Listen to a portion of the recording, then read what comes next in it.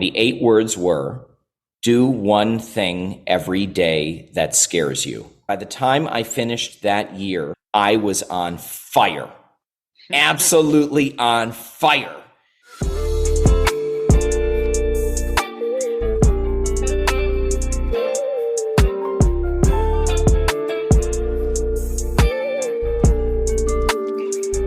Welcome to the first episode of The Code of the Craftsman, where we decode the art of mastering your craft for current and aspiring leaders looking to achieve, overcome, and inspire.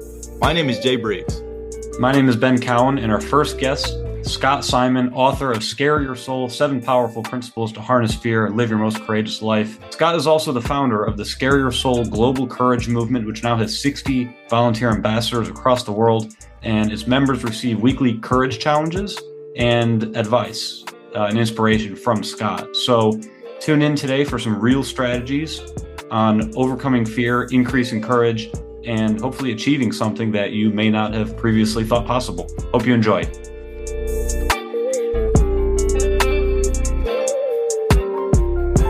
And Scott, your story, you mentioned it, you made reference to it in your book, at the start of your book, that your story is one of a childhood spent running from fear and an adulthood spent chasing it. So to start it off, would you mind elaborating on that statement, and especially how you say you ran from fear as a child?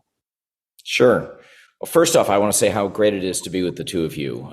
Super excited to do this, super excited to talk about ways that people can plug into courage in real life without having to jump out of airplanes or quit jobs or move out of the country, but actually just do it while living our lives. So, I grew up probably the shortest, shyest kid in my school. I was just very sensitive and had kind of a lack of self-confidence in much of what I did when I was young.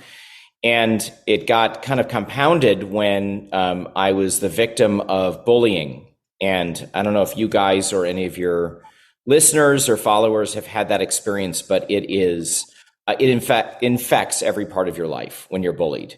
And there's a big part of being bullied that has like a shame component to it, where you do not want to share it with other people. You basically keep it to yourself, suffer the pain, suffer the humiliation, and not tell people about it. And that is exactly how I led much of my childhood. It was really tough for me. And I kept quiet about it. So when I talk about running from fear, Ben, to answer your question, it really means that I was living kind of an invisible life that was informed by fear. Because anybody who's bullied and is super shy knows the more you raise your hand, the more people are going to pay attention. And if they pay attention, that could lead to something bad. I lead my life now in a very different way. We can get there and how I got to that place. But back then, it was basically keeping myself safe and trying to avoid bad things happening to me, running from fear whenever I could. Could you also take us through coming from where you came from, describing that as a child, the specific moments that led you to transition to now as an adult living a life where you're chasing those fears instead of Sure. So imagine this kid, right? Always sitting in the back of the class, never raising my hand, never answering questions. At certain points in my life, eating by myself in the cafeteria alone. As sad as that sounds, that was my life at certain points. I had to switch high schools because things were going so badly for me. I started at one college, switched to another college, finally graduated. And after all of that education, my job was working the alternative music aisle at a record shop called Camelot Records, which doesn't even exist anymore. Back in the day when people bought vinyl, that was my job at the age of 21. And I'll be honest with you guys, I did not think it was going to get any better than that. That was what I thought, my life was going to top out at. And then something happened. Somebody offered me the opportunity to teach English overseas. It was actually to Holocaust survivors in Israel. And to do so required a big leap of faith. I didn't know how to speak the language. I didn't know who I was going to live with. I didn't even know how to teach.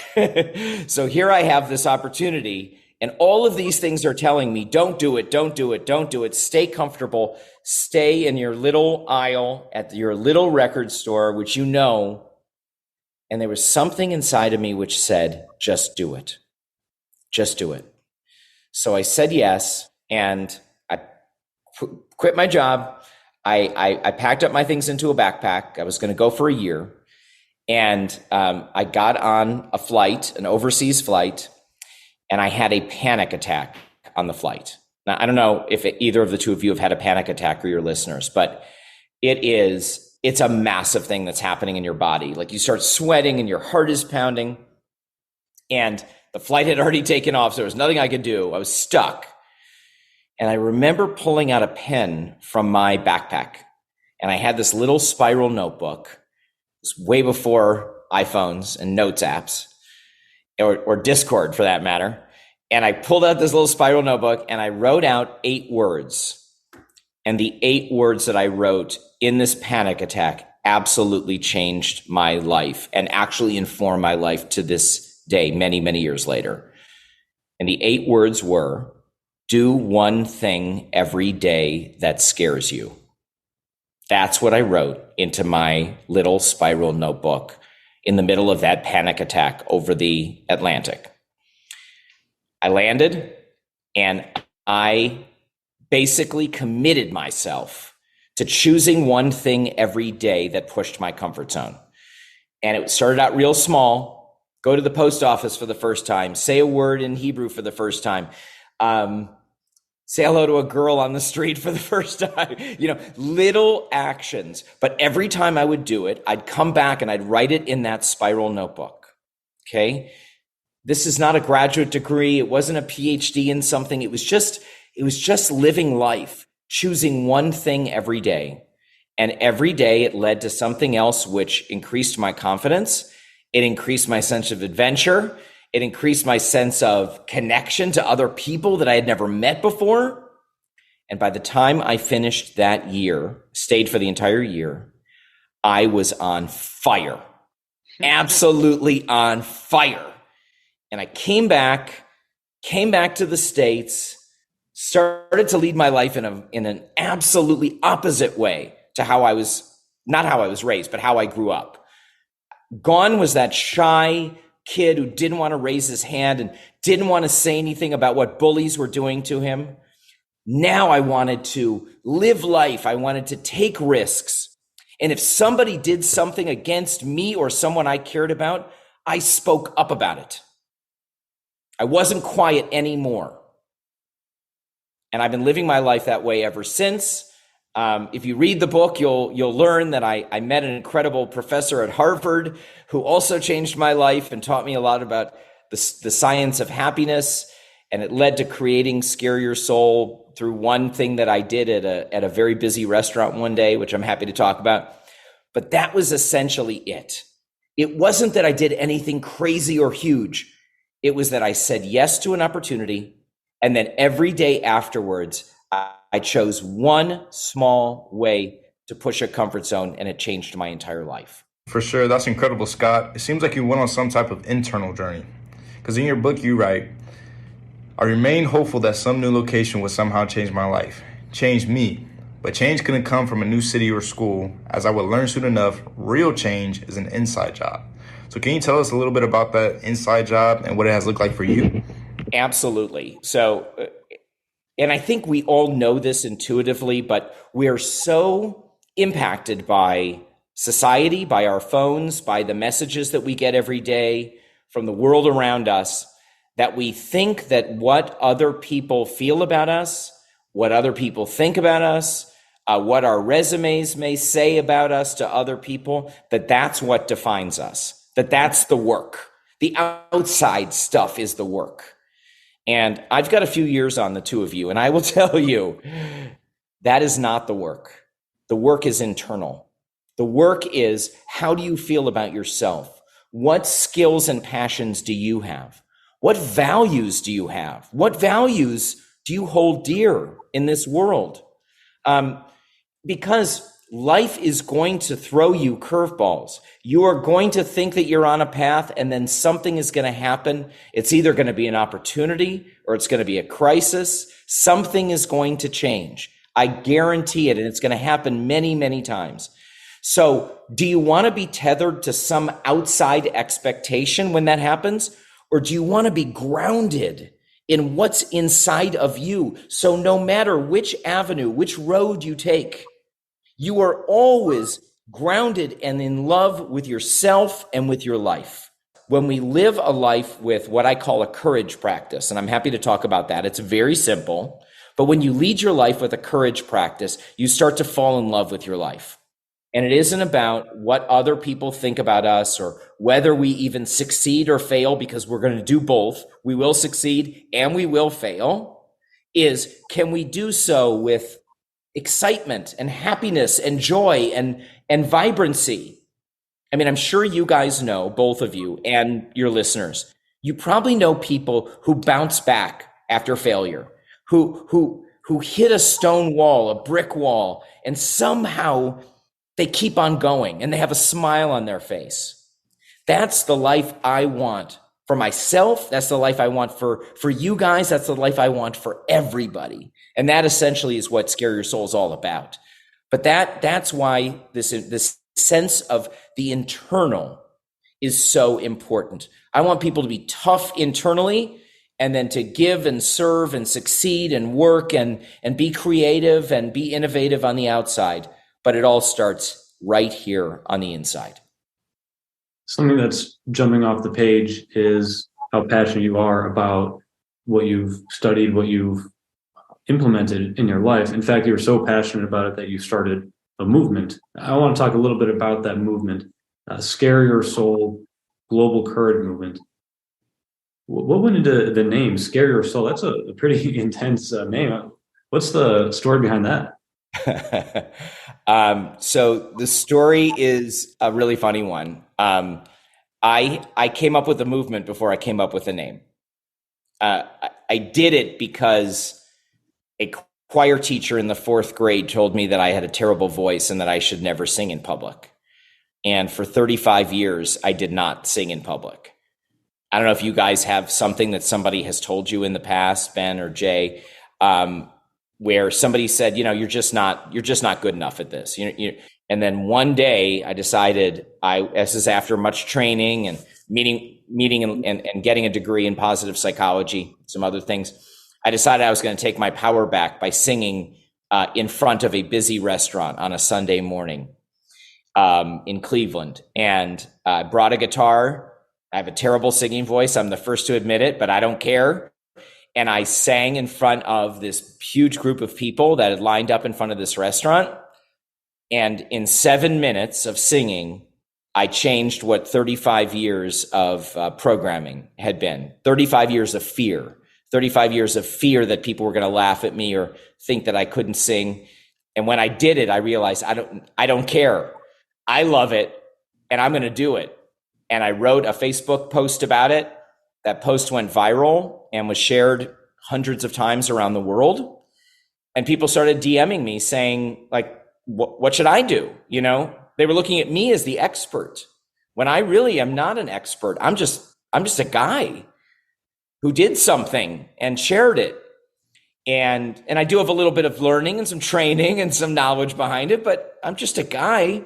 So I basically created a little website and I was going to put it out there for people to find challenges and start doing things in their own lives. And I needed a name.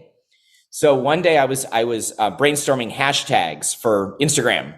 This hashtag literally it came from nowhere. Like I was like, Scare Your Soul. Which to me in the moment, I even came up with the name and I didn't even know what it meant. And then all of a sudden it felt super powerful to me. It felt like almost like waking up your soul. It felt like the spark that somebody needs to wake up their soul. And I had all these hashtags. That was one of them.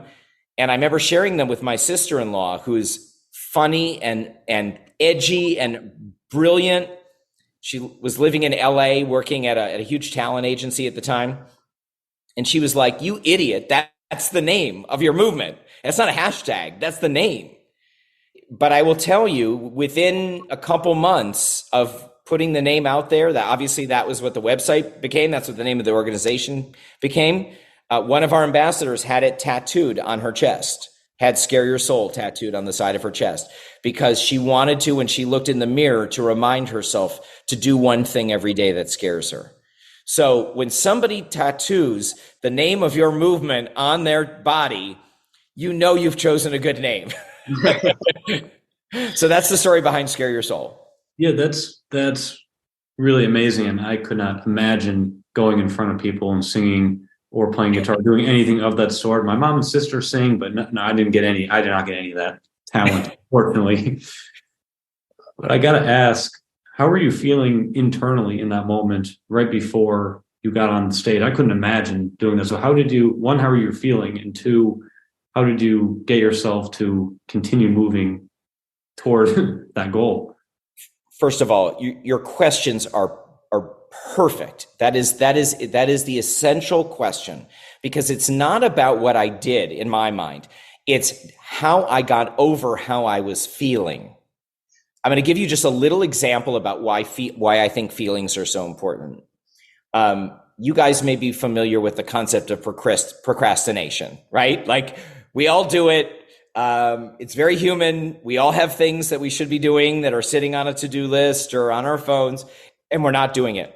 And there's a great researcher named Adam Grant who did a study on procrastination. He's like, what is procrastination all about? And what he learned was, it isn't really about the doing the things on our list. We can actually go ahead and do that. It is avoiding the uncomfortable feelings that we feel as we're about to do those things. Does that make sense? Like, if we know that we need to ask our boss for a raise, it's not actually the words coming out of our mouth to our boss asking for the raise.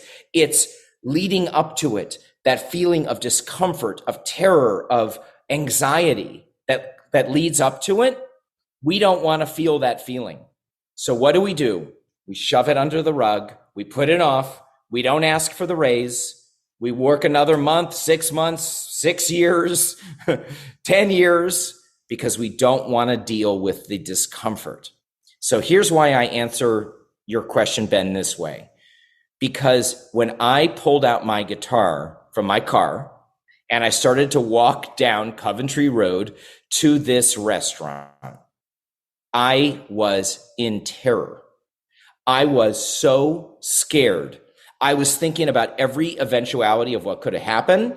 I was thinking about how I was going to fail. I was thinking about how people were going to laugh at me. I was thinking about how my heart was racing and sweat was coming down my forehead.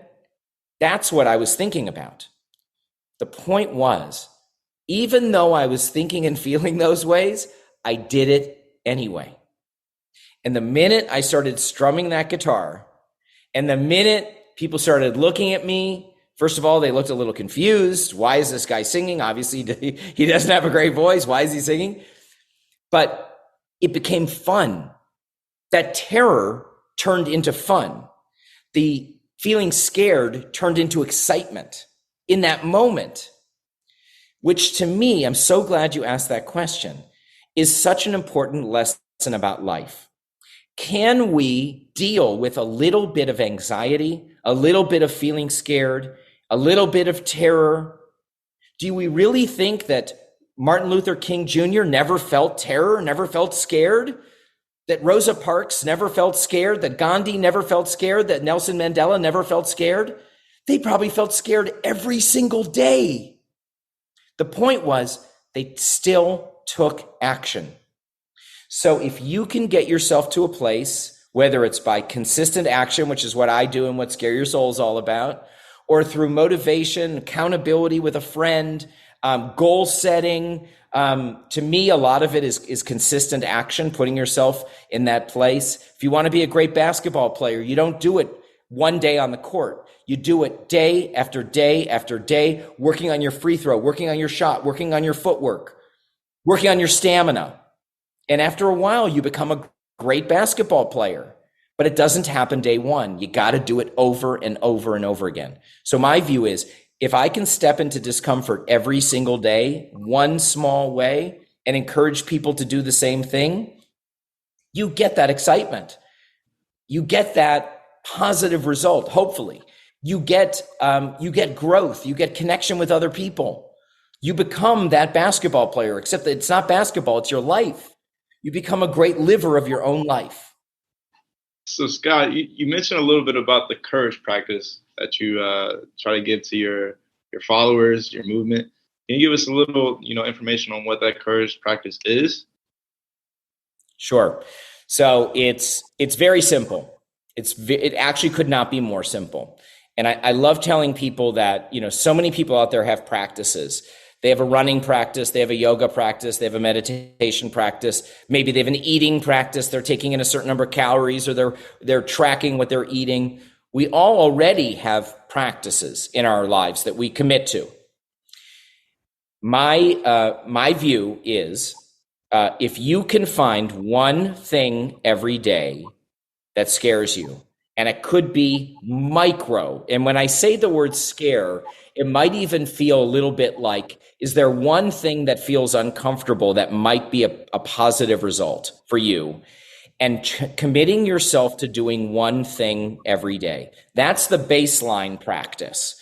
Again, couldn't be more simple. I know a lot of our ambassadors and other people put a Post-it note on their mirror that says, do one thing that scares you today. And I promise you, I know this sounds strange because we all think like, well, what's going to scare me today? Like I'm going to work, or I have a vacation day. There will be one moment in every single day where something is a question mark. Do I do this or do I do this? This feels comfortable. This does not feel comfortable. Could be saying hello to a stranger. Could be a volunteering. It could be doing something in the workplace. Could be asking for help. Could be taking a rest day when you usually work out or do something active.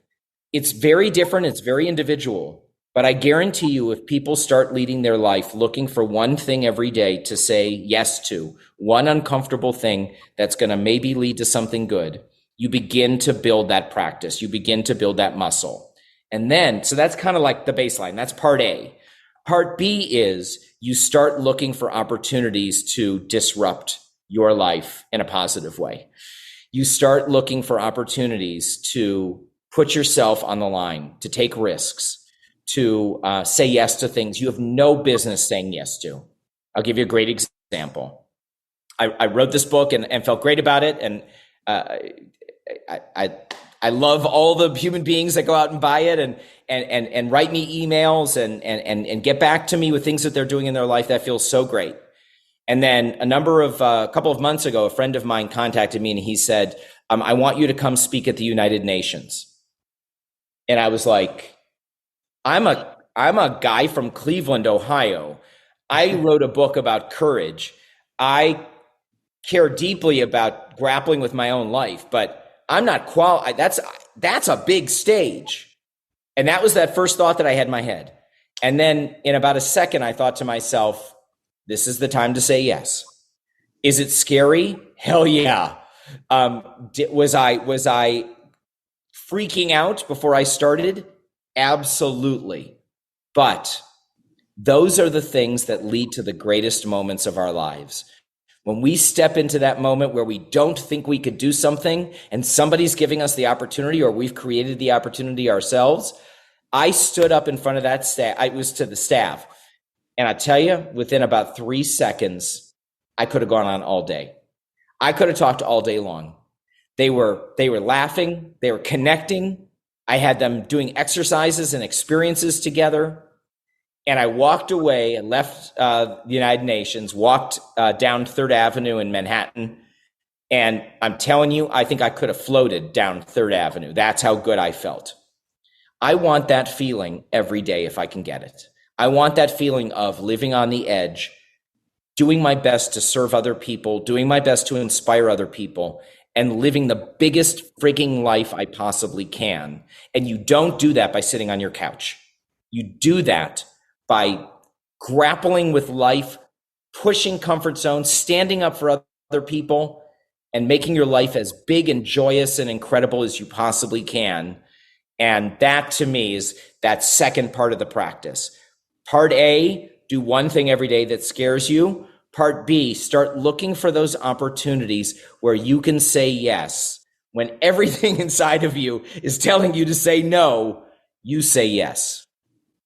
Sure. Something something that I hope the listeners are able to take away from this is that it's really the small things that you did every day, do something every day that scares you, that ultimately led you to be able to take on the big thing that is speaking on the platform that you spoke at. Jay and I are familiar. I mean, being college athletes, that was playing college golf was one of the most fun things I've ever gotten to do. But the reality is it's also very stressful, and that also has carried with me into the business world now that my college playing career is over.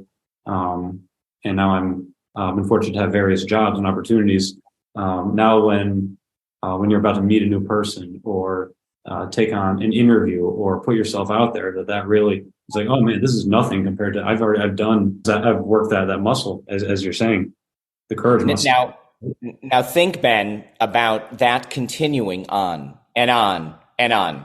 All of the experiences that you've had, especially in it sounds like your collegiate golf experience added a ton of self-confidence, because listen, man, when you're on the green and everybody's watching and you've got a putt to make, it's nobody but you, right? Like you can either then quit the next day or stay home, or you can get back out there and put yourself out there. Well, look at what it did for you.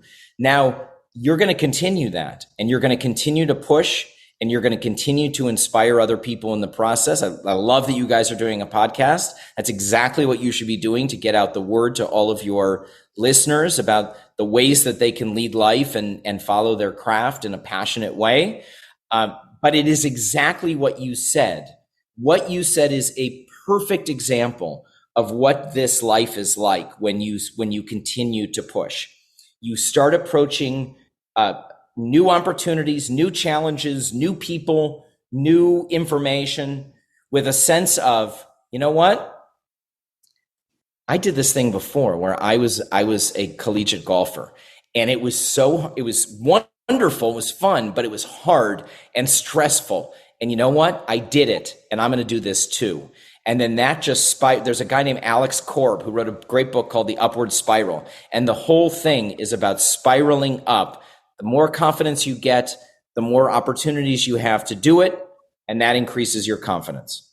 Appreciate that, Scott. And I think too, even taking a step further, it's like we only have one life, so why not live it to the fullest? You know what I mean? You don't want to be on your deathbed and have this regret saying I should have done this and this and that. So I think everything that you're doing with your movement is literally critical and pivotal to that statement that I just made.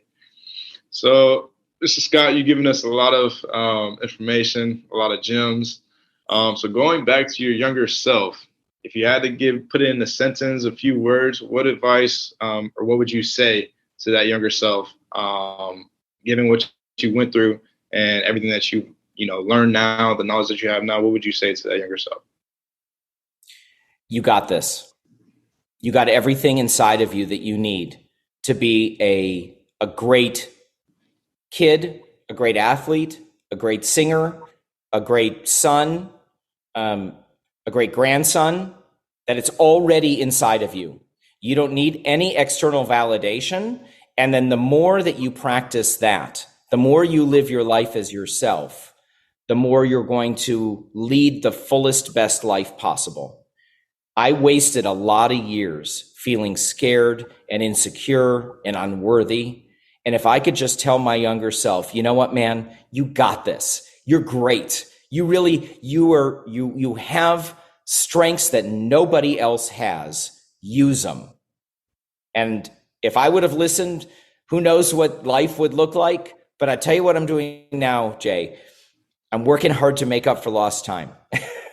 I push very hard now in my life. I say yes to a lot of things that scare me on a daily basis. And I love the life that I'm leading, and it's because I have a courage practice. That makes all the difference. You say you feel like you are making up for lost time. I can assure you that given as a result of your experience that you're helping a lot of other people live Sure. to their fullest. So the final question we like to ask our guests is, what does being a craftsman mean to you? And what is your final advice on how to become one? That's such a great question. So if I'm a craftsman now at anything, it's so funny because it's exactly the opposite of the way that I was when I grew up. And I like to consider myself a craftsman with words. I love to now use words to help make other people's lives better. And to me, crafting words, crafting stories, writing a book allowed me to use my words, use my voice in a way that I never had when I was young. I love the craft of using words because it comes deeply as a passion for me.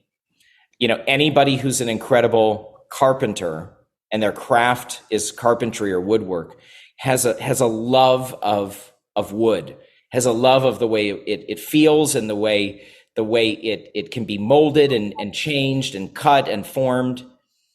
I'm not a woodworker, but what I am is I work with words. And so to me, it is finding what that passion is all about inside of you. Maybe it's the opposite of something that you used to be afraid of when you were young. And to me, my craft is words, and I love it deeply. I would encourage people, ask yourself the question, if you could do one thing all day long and not care about the time, what would it be? We certainly appreciate that. Your story is very inspiring. I would go back to that point that you made in regards to making up for lost time. I think you were in that position for a reason to bring you to where you are now, which is an inspiration to all, especially Ben and I and our listeners and everybody who may come into contact with you. So we certainly appreciate your time. I certainly do, Ben. Absolutely. This is the exact type of message that we're trying to spread. And I thank you. This is a privilege for us to get the chance to speak with you. It's been my pleasure. Absolutely loved it. Certainly. And to all our listeners, if you haven't read Scare Your Soul yet, certainly go get that today. Any last things that you might want to say to listeners, Scott? If you have any comments about the book, please, my email address is in it. I respond to every email that's sent to me. Love connecting with people who are changing their lives. With that, go to the Craftsman, out. Thank you for listening. We hope you are able to reflect and apply the wisdom that resonates. Be sure to follow us on all social media platforms at Code of the Craftsman. Stay tuned for more content, special guests, and gems you can only get on the Code of the Craftsman.